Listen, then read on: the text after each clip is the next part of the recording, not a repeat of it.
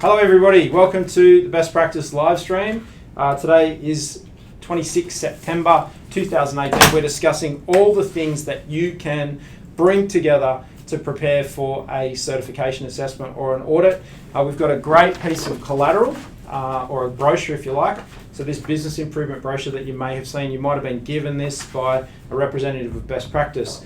So what I'm referring to in this webinar is this list of information that you can prepare in preparing for your assessment, and it says your assessment guide, so look out for that. This one's scribbled all over because I'm in the process of updating it, and as I update it I thought it'd be really relevant today to talk about what we look for in an assessment. I've got my team here helping me in the studio this morning as we talk about preparing for your assessment, and I've literally just been bouncing around meetings, so I'm just catching my breath right now. So Jack, how are we going? Good. We're good to go? Yeah, we're good to go. Get straight into it. Okay, fantastic. So this is information specifically targeted at preparing for an audit, and you might be a bit confused about what we need to put together, what does it all look like, what should we show, what should we focus on. Now I think the most critical thing as someone myself who runs a business and is very, very busy, that I am specifically considering information that you could use to comply with an ISO standard, but you also, more importantly, use it on a day-to-day basis to run your business. So I'll go through that thread in a second. We've got lots of stuff here prepared. What does it look like? But what I want to just draw your attention to is the cycle of continual improvement. How are we going there, Jack? Am I in the right spot? Yep, you're good. So the cycle of continual improvement is plan, do, check, and act. And that's the cycle of continual improvement. It's what the ISO standards are based on. So plan, do, check, act. And if you can keep thinking about that plan, do, check, act cycle when you're thinking about all of the things that you might put together. So we're going to plan an activity. We often just start doing. And in fact, I've just come out of a meeting where we're launching another business unit, and I was talking with the two directors for that particular business unit, and there's a little bit of planning going on, but we're just trying to work out how do we get things going, and it's a bit of momentum. So it's not really a formal planning process at this stage. It's just about building some momentum and getting things started. And then we'll circle back and we'll take out some time to do some more formal planning, but it's lots of little cycles of let's get this thing going and let's get some momentum. So I want you to all be mindful for the rest of this presentation about the plan, do, check, act model. Now what does that then look like? How does that relate to business? Well, it's my advice that you think about your business on a quarterly basis and organising your business on a quarterly basis. Now the difference between a big business and a small business is ultimately defined by the fact that you've got systems and processes in place. So have a think about, well, if you're struggling with a particular challenge in your organisation or struggling with something that you need to do, have a think about how a big business would approach that, or what would be the 5-star version of that situation? What would be the 5-star way to approach that?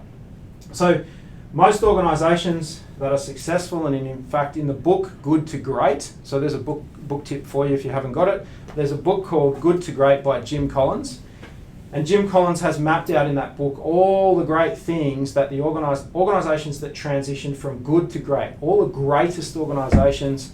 And he had a whole bunch of metrics around that, all of the, the financial KPIs, the organisational KPIs. You right, mate? I'm just saying if the book's on the bookshelf behind, but I don't think it is. Not here in the studio right now, but you can find that book, Good to Great by Jim Collins, on eBay or Amazon. I have the eBay app on my iPhone at all times. When I get a book recommendation, I just find it and I buy it. So when I basically jump onto eBay, and I just literally bought a book, which is called No Man's Land. That was a recommendation from the last meeting. While I was sitting in that meeting, I opened eBay and I bought that book. So in the book, Good to Great by Jim Collins, they talk about an example of having off-site quarterly. Now ISO standards talk about management review. Now I've seen and experienced in our organisation that our quarterly meetings, our quarterly management review contribute significantly to the success of our organisation, and I've seen it contribute significantly to the success of other organisations. So when we're talking about all the rest of this information that you would prepare, think about quarterly. So you've got Q1, Q2, Q3, and Q4. Now it doesn't have to run on exactly the date of the start of the quarter, but I'd recommend that they are approximately 12 weeks apart to give you that routine to working on the business every 12 weeks and not working in the business on a flat out basis. So think about that from a quarterly perspective. So the ISO standard, at the end of the ISO standard, talks about something called management review. And in management review, we can cover that. We can write up some notes from each of these quarterly sessions. The big advantage of doing that is that the more of these that you do, and that you do, keep them short and sweet, so there might be a couple of hours once a quarter. Perfect practice makes perfect. So that's the first piece of information or evidence that we're going to be looking for when we're doing a best practice assessment. We're looking for your management review, and we're looking for this quarterly information on a quarterly basis. There are organisations out there that just do this annually. They just do management review and they document it annually.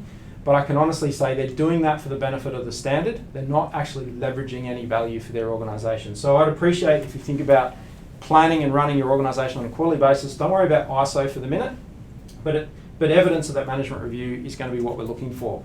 What do we put forward here at Best Practice? We just video that meeting. We take photographs with our iPhones of the whiteboard when we have those meetings. That's all of the evidence to prove that we're going through that business planning cycle. And it's about really demonstrating that you're going through the thought process that, in thinking about the next 12 weeks, what does success look like? In thinking about the next quarter, what does success look like? What could go wrong in the next 12 weeks? And what are we doing about that? So in thinking about the next 12 weeks, what does success look like? What could go wrong in the next 12 weeks? And for both those items, what are you doing about that? And then it's really a case of then coming back to the next meeting and saying, or the next session and saying, how'd we go? So did we do those things that look like success for us? So we actually stayed focused and we actioned those items, and did we prevent some of those issues arising that we talked about? So we are looking for that. So that quarterly, we talk about this quarterly strategic planning management review. That's what I'm referring to down here. So can everyone see that on the screen, Jack? Yep. Perfect. Okay, so if you've got a copy of this business improvement brochure from Best Practice in your assessment guide, about 3/4 of the way down we talk about management reviews planned and carried out as per the inputs of the standard. I'm going to change that and update it to say quarterly management workshops. So if you want another copy, a refreshed copy of this, they'll be available next week. Okay, SWOT analysis and risk register. We're looking for the concept of risk-based thinking, and so each of the ISO standards that we work with now talk about this concept of risk-based thinking. So with the flavour of customers in an ISO 9001 management system, or OH&S in an ISO 45001 management system, or environmental issues in a 14001 management system, or information security in a 27001 management system, we're looking for a SWOT. The reason why I keep talking about SWOT, and the standards are not specific, they're performance-based, and if you can of course choose any way to go about doing this, but more often than not people want just some basic guidance to get them started. The reason why I talk about a SWOT is a management tool that a lot more people know about than, say, producing a risk register. And so it's the same intent, it's the same outcome. It's like, what are our strengths, what are our weaknesses, what are our opportunities, what are our threats, and identifying those things. And that's no different to saying, what are our risks? So while risk is a great term that lots of people use, I feel that organisations have more ability to actually comprehend a SWOT than they do risk-based thinking at this point in time. So I'm just trying to pick skills that you've already got and say, hey, let's use those skills to do these things that ISO requires. So in these quarterly sessions, what do you do? Well, it's important to keep doing a SWOT. So we're looking, we're not mandating it, saying you have to do it, but what we are saying is that it would be a good idea to be considering what your risks are, and I'm just saying that a good way to do that and get everyone involved. So the people that are not entrenched in a management system, they're just out there, the marketing people, the business development people, the people doing tenders, the finance people, all these people out here in our organisation that are not the ISO boffins, because we've got them too. We say, hey, have you done a SWOT analysis? Like, yeah, of course I have. I studied that at uni, for example. So that's what we're talking about. Okay, so that's what we would do in this quarterly session. We do a SWOT and we'd spin out some sort of risk register or some sort of list of issues. So issues of strengths, weaknesses, opportunities and threats. Now, what's really important here is that we say, what are we doing about that? So it's about writing down what are we doing about that. Now the ISO language uses the word controls. I'm just going to say, what are you doing about that? And if you can say, I'm doing this, this and this, and I can say, are you really? And you say, yes, I really am, then that's all we need to know. We need to see that, yes, you really are doing something about those things if they're important. So you can start to identify, if you felt like it, some priorities. Now, someone's helpfully written scope of business up here. I'm going to wipe that because that's too confusing. Because what we're looking for a process map. So we're just going to write process map. And that could be, just boxes. I'll make some room over here. So everyone knows what I'm talking about with management review. I'm going to wipe that, give myself some space. So what we're talking about with a process map for your business is something like marketing as a box. And then we go to sales. A lead goes to sales. My text is running out. Sales, and then it might go to finance. And then it might go to operations or your production. So that's a business process map. And so, it could be tendering, sales. It could be, and then start thinking about what your operations are. Or we do construction management, or we do banking, or we do consulting or advisory services, or we do civil engineering, or we do electrical contracting, or we do third-party logistics, parts management, all the different types of businesses. So when we said I wiped out scope, it's important to identify what your core processes are. What are the core activities of the business?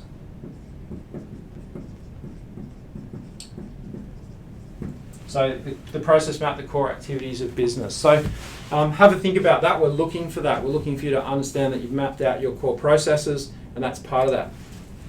The next item down here, and I skipped over company Y, I'll come back to that, is your business plan. We're looking for your business plan. We're looking to see that your management system connects with all parts of your business. And the biggest weakness that I constantly see on a regular basis with organisations is they go and purchase a set of templates for $300 on the internet of a management system, and there's absolutely no relevance to the actual business plan of the organisation. Now you might say, we don't have a business plan, we haven't had time to document a business plan. Now the founders and the owners of the organisation, or the leaders of the organisation, if you're a small to medium-sized organisation, will have some sort of concept in their head. So yes, there's a plan, it's just not prepared. Now probably one of the biggest struggles I've seen, and I've personally had running this organisation, is to actually take the time out to write that document or prepare that document. So I've got myself to a point where our business plan is just an A3 template. So here's an opportunity, if you haven't got a business plan or you're not sure what I'm talking about, make a note after this webinar or after this live presentation to go and do a Google search for business plan on a page template. Business plan on a page, on one page template on Google, and just hit the images button and you'll see a ton of images on Google on the internet of what a business plan on a page looks like, and it'll give you some ideas of what to produce and what to put together. Now, it's not that we're looking for the bit of paper. Again, we're looking for you to demonstrate you've been through the thought process. This whole ISO system is about going through the thought process and then managing and adjusting and facilitating your resources in your organisation for success. That's what this is all about. Okay, so coming back to the company why, the company why here at Best Practice is we are really passionate about realising potential through partnerships. That's why we do so much of this social media content. That's why we've got a YouTube channel. That's why we do so many webinars and so much, online content, the magazine, so the certified magazine, for example. It's all about us working with you and alongside you in partnerships. What do we focus on? We focus on creating organisations that are profitable, efficient, fun, safe, environmentally sustainable. They become great companies to work at, great companies to invest in, are great companies to buy from. You know, and how we go about doing that is we do training and we do certification, all that stuff, that great stuff. But we get really excited about realizing potential through partnerships. So have a think about what your company why is. Now here comes book recommendation number 2. Start with Why by Simon Sinek.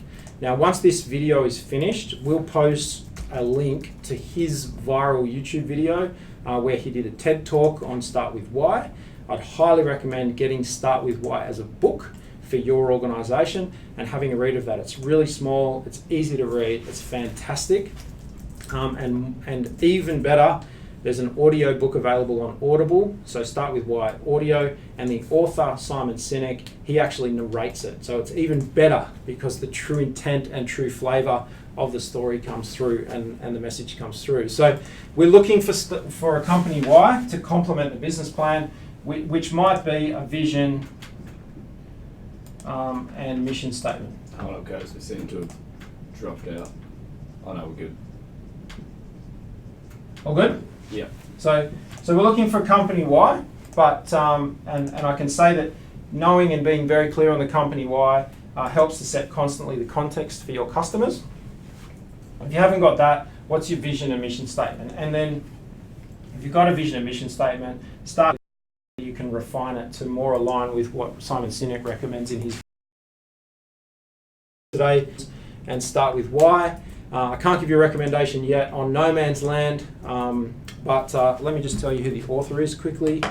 No Man's Land is, let me just find that. It's No Man's Land by Doug Tatum.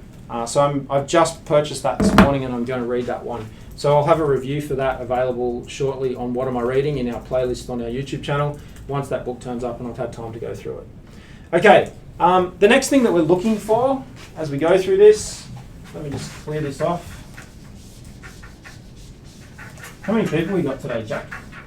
We got... Comment below on the or beside on the live chat and just let us know where you're watching from. I'd love to hear where everybody is today. So the next thing we're looking for is your dashboard of statistics. So you can't quite see outside the studio, but down the end of the best practice office here, we've got a big dashboard of statistics. I'm looking at marketing leads per week, I'm looking at inquiries per week, I'm looking at sales, I'm looking at my sales dashboard, I'm looking at finance, I'm looking at my production statistics, I'm looking at defects, I'm looking at complaints, I'm looking at non-conformances, I'm looking at opportunities for improvement, I'm looking at new risks identified, I'm looking at our carbon footprint, I'm looking at safety incidents. So we're looking for your dashboard of statistics. The whole intent of all of these ISO systems is about helping you to improve, looking at your opportunities for improvement. And there's a common question that I do ask a lot, which is, how do you get a clear picture of your organisation's performance? Now, as someone who's running a business myself, I've been trying to get a clear picture this morning of our financial performance of this organisation. I've been here in the office since 6 a.m. and basically prepping for this, but also looking at our financial system and trying to go through and clear up some confusion in our financial system to get a really clear picture.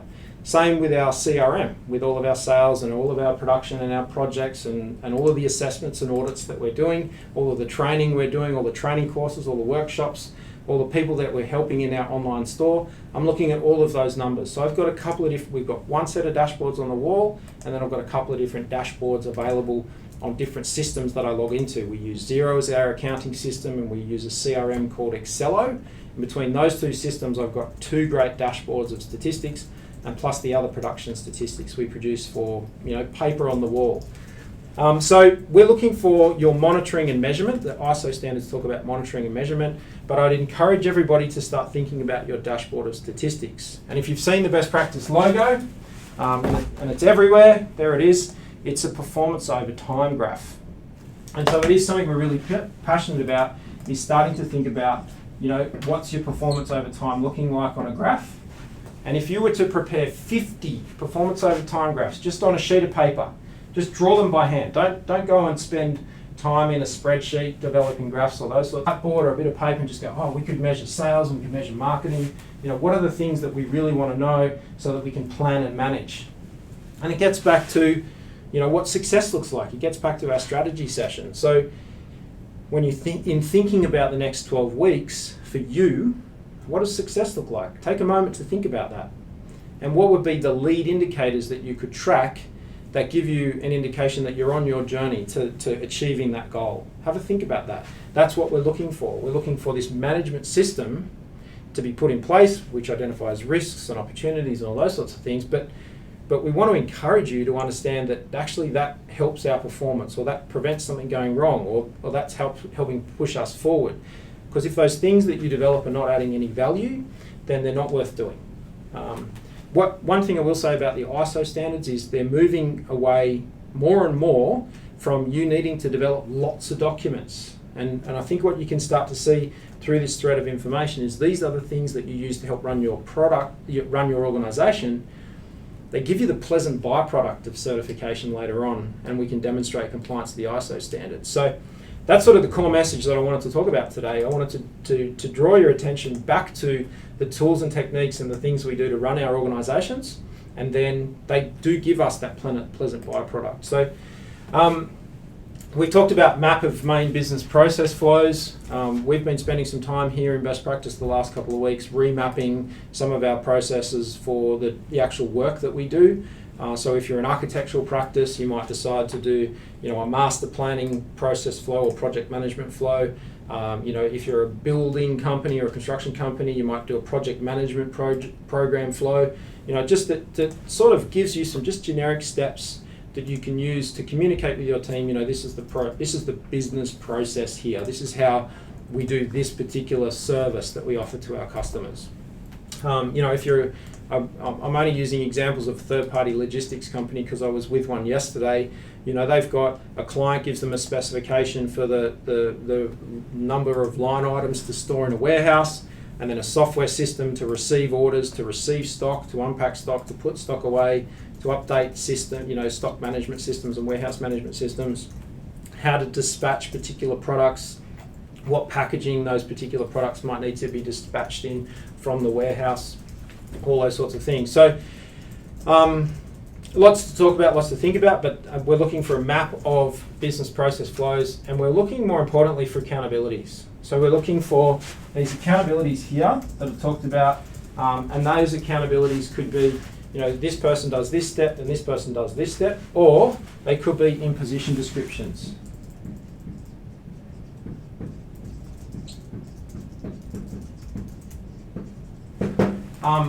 Now, there's a bit of a trend out in the marketplace to do one-page position descriptions and give them to people when they start in their role and on their contract or in the work that they're doing.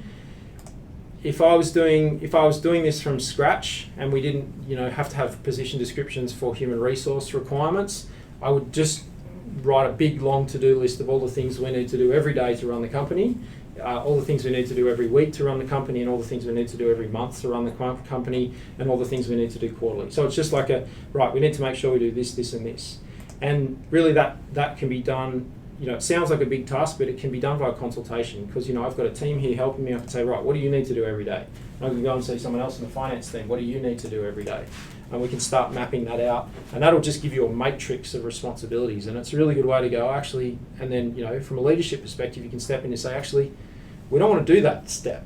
What's going to come out of it is people do often a lot more than the business requires, and that's what makes businesses, overly complicated when they can be simplified.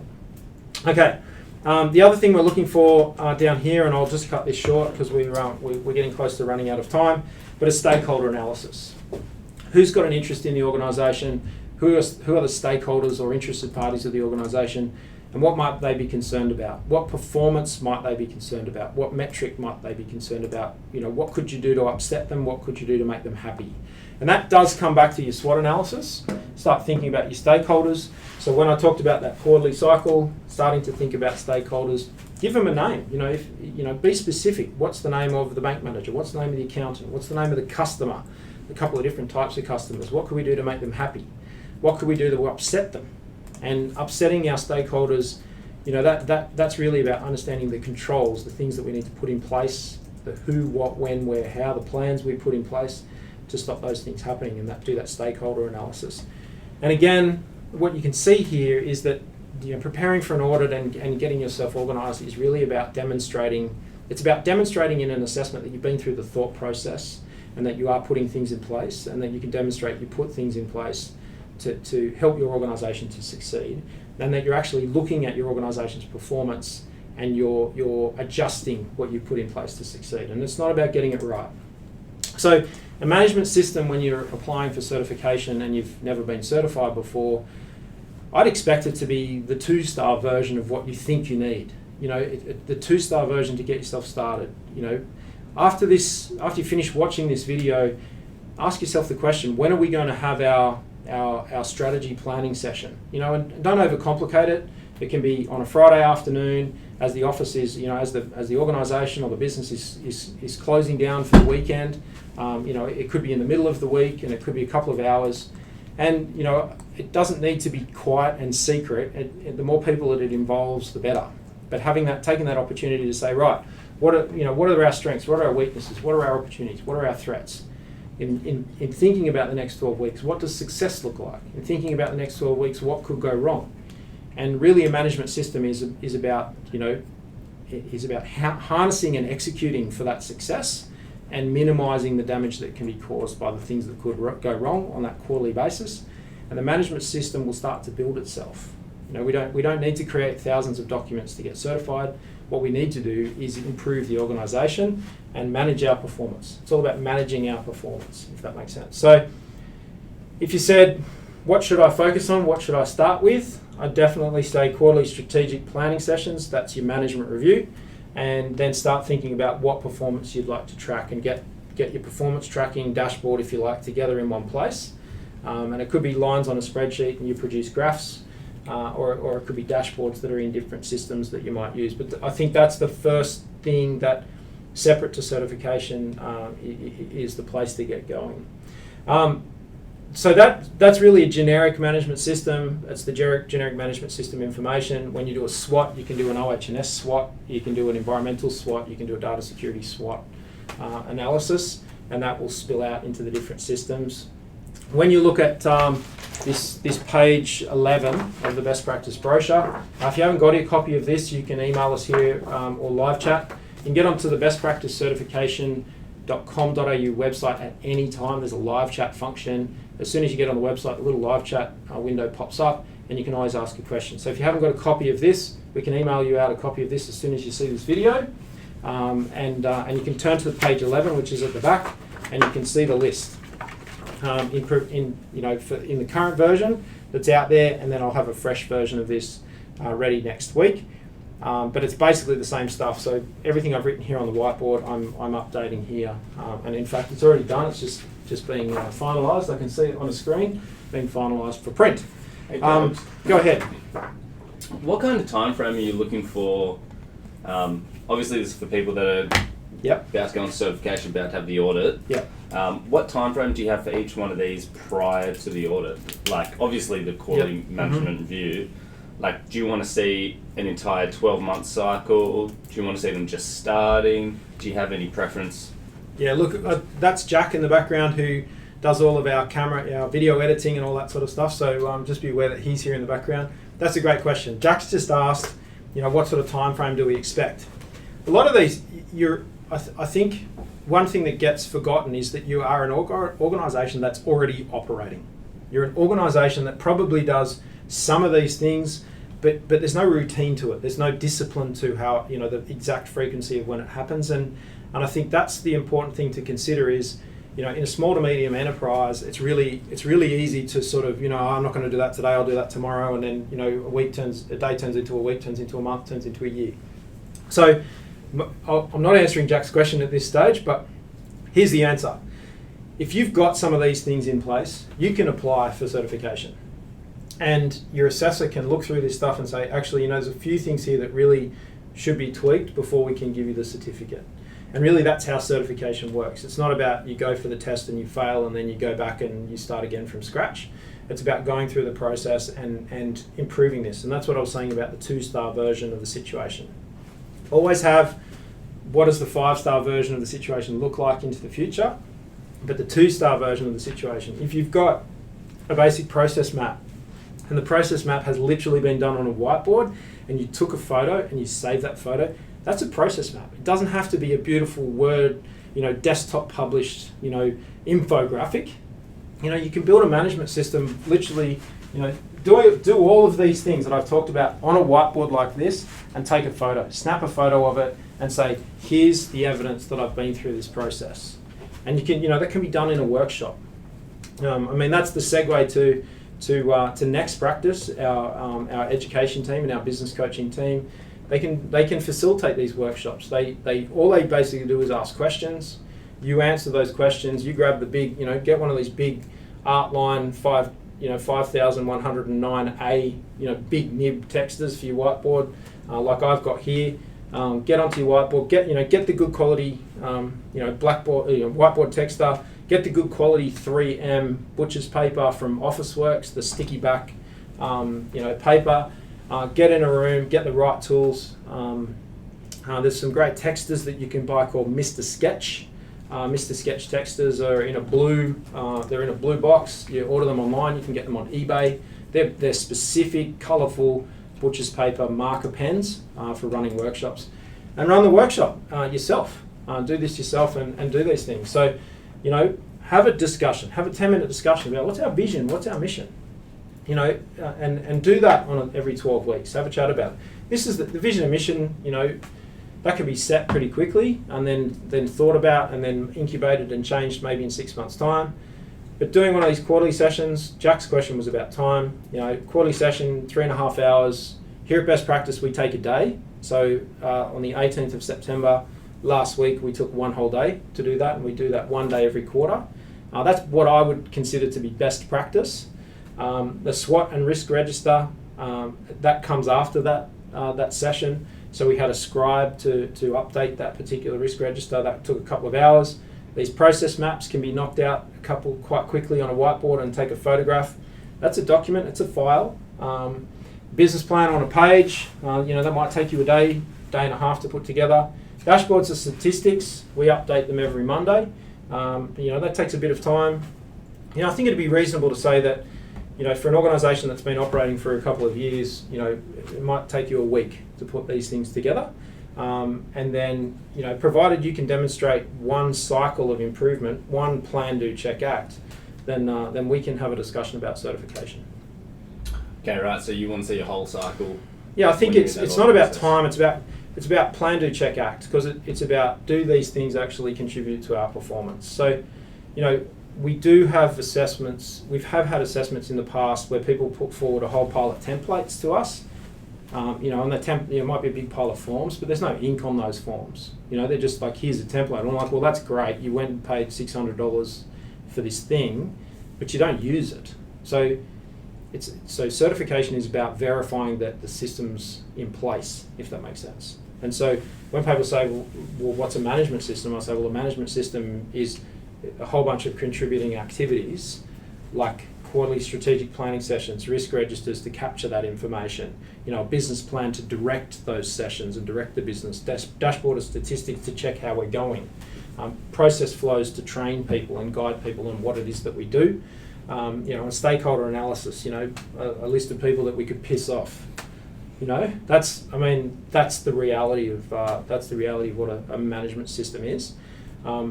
Outside of this, when you do your stakeholder analysis, you might have a particular customer. If you're a commercial construction company, your customer might require you to have a whole bunch of extra OH&S documentation. It's not required for ISO. To the level of detail, it's about the intent of maintaining performance. ISO says direct and control your OH&S performance. It doesn't say develop thousands of safe work method statements. If safe work method statement is a great way and an accepted way and an effective way to control your safety risks, then of course that might be the best thing for you. But it's about tracking and managing performance. It's about working safely, not doing safety work. We talked about that in one of our interviews. There's a Talking Business playlist here on this YouTube channel that you can click across. So if you go to the top of the channel to Best Practice TV and then you have a look at the playlists, Talking Business, have a look at the 2 interviews that I've conducted with Andrew Barrett. Andrew Barrett's a very, very much an advocate for performance outcomes, not doing, creating documents. And he talks about an example in the most recent interview where safety work can actually adversely affect the risk of safety, where if you've got for a commercial construction site, you've got to go through 2 or 3 different safety inductions. That can actually constrain the amount of time available to do the job, which means that people rush, which makes the work unsafe. So inductions can actually and do actually make, in some instances, work more unsafe, particularly where people are on a time constraint to do a task. So have a think about, are we working safely, or are we doing safety work, if that makes sense, or quality work? Are we doing quality work, or are we working for quality? And that's a really good thing to think about. Where's everybody from? Not sure. No comments. Okay. Give us a hello and let us know where you're from. And if has anyone got any questions, if you click the comments section beside this video, you can ask questions. You can post a live chat question through on our website. Look out for me on LinkedIn. So if you're not connected with me on LinkedIn already, my handle on LinkedIn is @KobeSimmett, and you can click follow. You can send me messages. My platform's pretty open and pretty public for you guys. If you'd like to connect with me on LinkedIn and you need an email address to send that connection invite, the email address to use for LinkedIn is my first name, Kobe, @Simmat, SIMMAT, which is my last name, .com.au. So that's the email address to connect with me on LinkedIn if you need an email address to Alexandra wants a brochure. Okay, cool. So we can get a brochure out to you. If you haven't got a copy of this, if you were given like glossy pack, if you were visited by a best practice person and given a glossy pack, it'll be in the back of that. Otherwise, we'll get that to you via email. So we've got it in soft copy. So give me a shout out. Let me know where you're from. I'm available all day here today in the best practice office. If you're in Australia, the phone number is 1300 402 602, and you can call through to the office and I can help you. So if you want more explanation on any of this stuff, please contact us. I don't want you to sort of be caught up in your heads about what we need to prepare. I've noticed a trend in the last couple of weeks that people are sort of, I'm not ready, I don't know what to do. And it's really just giving you some focus about, it's working on your business, taking that, like ensuring that you take that time out. And I had to do that today, like office at 6 a.m, working on the business.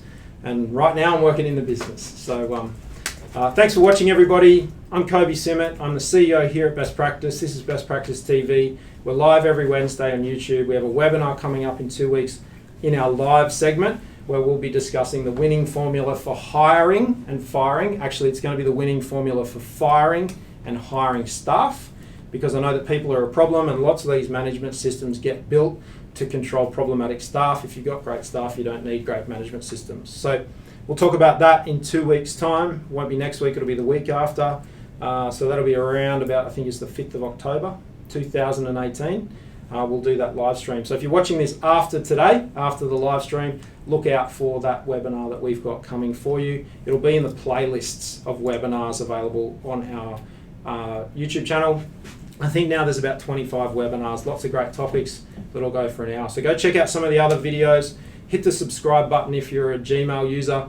Hit the subscribe button so you get the updates from us. Lots of information over on the LinkedIn page. And finally, if you want information that's lovely and glossy and written, you can download Certified Issue 3 from our website. There are copies left here in the office at Best Practice. If you haven't got a copy of Certified and you'd like a hard copy of Certified, send us a message and we'll get that posted out to you. So, thanks very much. Any questions? We've got a couple of people who just asked the question now if anyone wants to ask anything. Yep. Fearless Falcon from CBD Air, Seven Hills. Katrina, Guns Dental. See if anyone has any questions. If appreciate it's a public forum. If you don't want to ask a public question, send us a live chat or give us a call here at the Best Practice office and I can help you with that. So thanks for watching, everybody, today. I'm available here in the head office all day today. I haven't got any more meetings for the rest of the day. I'll just be dealing with phone calls and troubleshooting a few other things while I work on some projects. So if you want to have a chat, if you want to talk through this, if you want some guidance and advice, it's free and I'm here. So 1300 402 602 for our office number, and may the force be with you.